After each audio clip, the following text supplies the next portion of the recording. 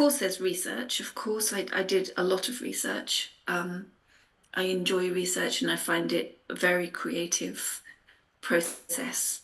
I really enjoy the intersection of research and creativity in the way that they fuel one another. So, of course, I did, I researched the book before I started writing, and I did research at every single stage of the process, right up until the very last copy edit.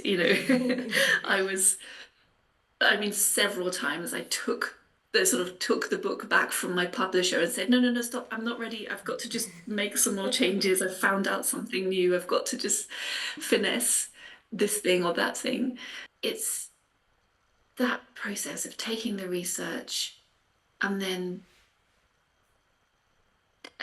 sort of pulling myself into this suspended state and writing from there. This sort of kind of, for this novel, a sort of breathtaking, emotional, expanded state, and try to write only from that place. And of course, not, some days I would sit down and not write from that place. And usually I wouldn't keep what I'd written, or I would have to, do something radical to it to make it work.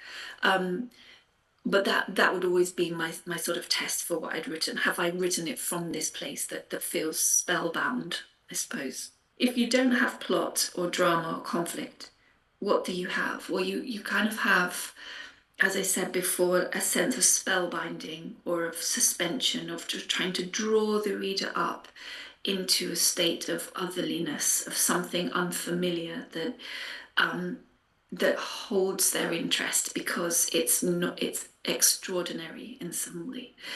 So there's that, and it's the lyricism perhaps, or the musicality of the language, which can sometimes help to generate that spellbinding. And then there are things like playing around with time. I'm quite interested in time in narrative, and how you can compress and expand time. Sort of keep the energy flowing through the narrative by changing the time register, so that you might cover very little time but take several pages to do it, or you might cover tens of thousands of years in 2 pages.